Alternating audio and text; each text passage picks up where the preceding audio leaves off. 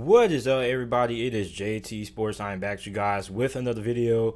This video, I am here with my New York Giants 2021 7-round mock draft. For those of you guys who are new to the channel, I've been doing these mock drafts for all 32 NFL teams. The playlist will be up above if you guys want to check out my other 7-round mock drafts that I've done for other teams. So when you look at the New York Giants, okay, the New York Giants definitely could use another wide receiver, even though they made a big free agency signing and signing former Detroit Lions wide receiver Kenny Galladay. They need some help on the offensive line. They also need another edge rusher and some help at linebacker as well. So with the 11th overall selection, the first round having selected Alabama speedster Jaylen Waddle. Now, Jaylen Waddle is regarded as the fastest player in the draft, and as a matter of fact, he may be either the fastest or the second fastest player in the NFL behind Tyreek Hill. I mean, this guy has incredible ability after the catch. He has game-changing speed. Like, during his time at Alabama, I've barely seen any corner really try to press Jaylen Waddle. That's how much fear he put in the defense with his speed. Now, Devontae Smith still is on the board. New York Giants could take him, but I think Jaylen Waddle would be a better fit because now for the New York Giants, you have two elite deep threats, okay? You have Kenny Galladay, who is a great one-on-one wide receiver, especially when it comes to 50-50 contested catches. Then you have Jaylen Waddle, who can take the top off the defense with his speed, also what he's able to do with the ball in his hands after the catch. And for the New York Giants, I'm pretty sure they're going to utilize Saquon Barkley heavily, so they're probably going to put a lot of focus on the run game, which the run game can set out the play action game, and then Daniel Jones can be able to throw the ball downfield deep to Jaylen Waddle and Kenny Galladay. I think Jaylen Waddle will be a very good addition. On top of that, you're also going to have Darius Slayton as well. So the New York Giants, with the addition of Jaylen Waddle, could end up having one of the best vertical passing games in the NFL with the addition of Waddle. You're going to have Darius Slayton there. Then you're also going to have Kenny Galladay. In the second round, 42nd overall, having selected TREY Smith, offensive guard out of Tennessee. Now, I like TREY Smith a lot. He's 6'5", 321 pounds, has elite size and length for that guard position. But one thing that I really like about him a lot is that this guy is a great locker room guy, not only on the field, but off the field as well. He does a lot of charity work, does a lot of things off the field that I really like.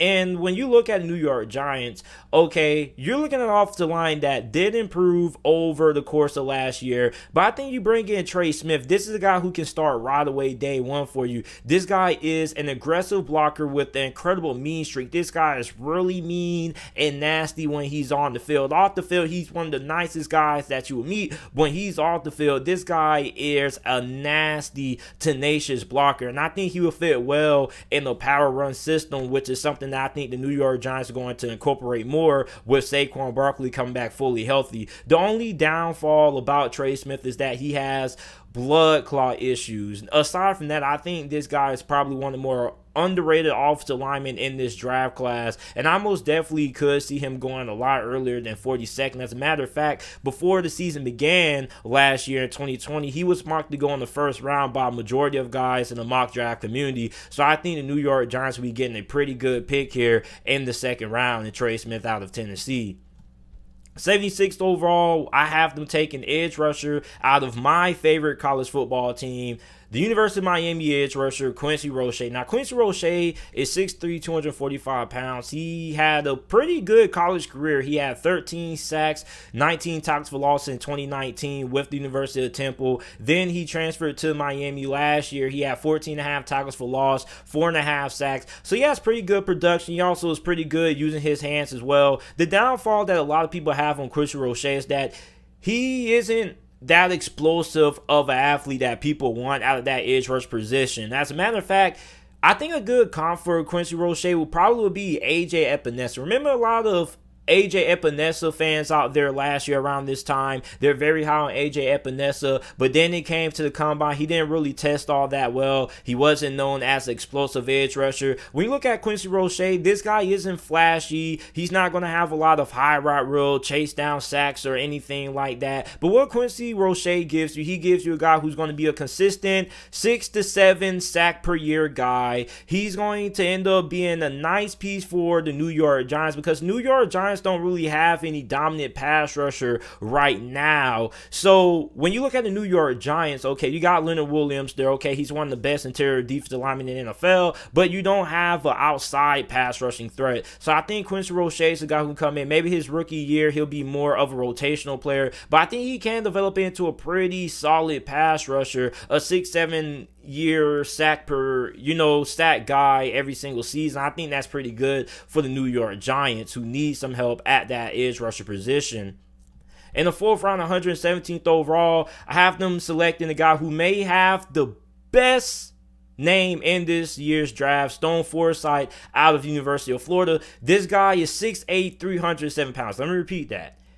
He is 6'8", 307 pounds. This guy is the definition of a human brick wall. And when you watch this guy play, I don't really like watching a lot of offensive linemen play, but when I watch Stone Forsythe, I am very entertained. This guy is pushing people. He's mauling people to the ground. He is the human version of a brick wall. This guy is a phenomenal pass blocker, but even though he's a phenomenal pass blocker, he is a pretty average run blocker. Now, I don't know if that's because he's so tall, the leverage issues and things like that, but he needs to improve as a run blocker at the NFL level. But, the NFL is a passing league. You want to pass the football.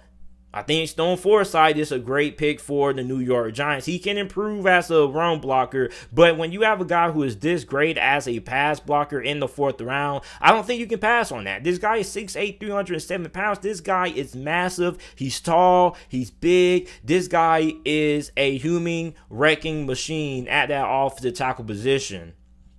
In the 6th round, 197th overall, having selected linebacker Paddy Fisher out of Northwestern. Now, Paddy Fisher may be the most decorated linebacker in this draft class in terms of what he's done during his college career. He has over 400 career tackles, 24.5 tackles for loss, 11 fumbles, and 14 pass deflections. So he had a really phenomenal college career during his time at Northwestern. He's also solid when it comes to recognizing plays. He's a great tackler. A lot of people aren't going to break a lot of tackles when he gets his hands on you. Really great in the run game. He's also 6'3", 240 pounds. But the downside of Paddy Fisher is the fact that he is pretty much going to be a non-factor in pass coverage. So when I look at Paddy Fisher, I think a great combo. As a matter of fact, he is a Blake Martinez clone. Remember, Blake Martinez is probably one of the best linebackers in the game when it comes to what he does in the run game. But outside the run game, when it comes to pass defense, when it comes to coverage, he's not all that effective. That's what I see in Paddy Fisher. I see Blake Martinez, and that's why they got him going, projected to go from round 5 to round 7. Now, Paddy Fisher, I think, will be a good fit for the New York Giants because you look at the success Blake Martinez had last year with the Giants. I think Paddy Fisher could come in and have that success as well. Now, he's not great in pass coverage, but he is going to be really good against the run as well. And the New York Giants, if they improve the defensive line, I also think he could benefit from that. But I think Paddy Fisher is being a little bit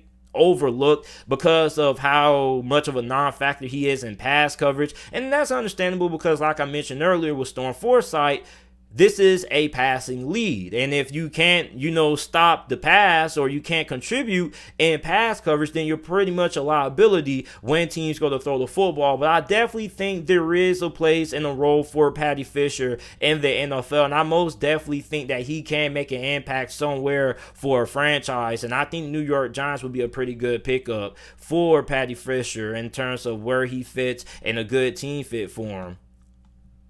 Round 6, 202nd overall, their last pick of this year's draft, well, at least in this mock draft, have them taking Sage Surratt, wide receiver out of Wake Forest. He's 6'2", 209 pounds. This guy's a good deep ball threat. He reminds me a lot of Hakeem Butler. He also wins 50-50 matchups pretty consistently, but the downside is that he's not that explosive, isn't really going to make a lot of things happen with the ball in his hands. On top of that, his route running needs improvement as well. So when I look at Sage Surratt, I see a big body deep threat, a guy who you can throw the ball to downfield, who can catch those 50-50 matchups, a guy who you can also get involved in the red zone as well. So this is it for my New York Giants 2021 7th round mock draft. Let me know what you guys think about it down in the comment section down below. Make sure that you guys like the video.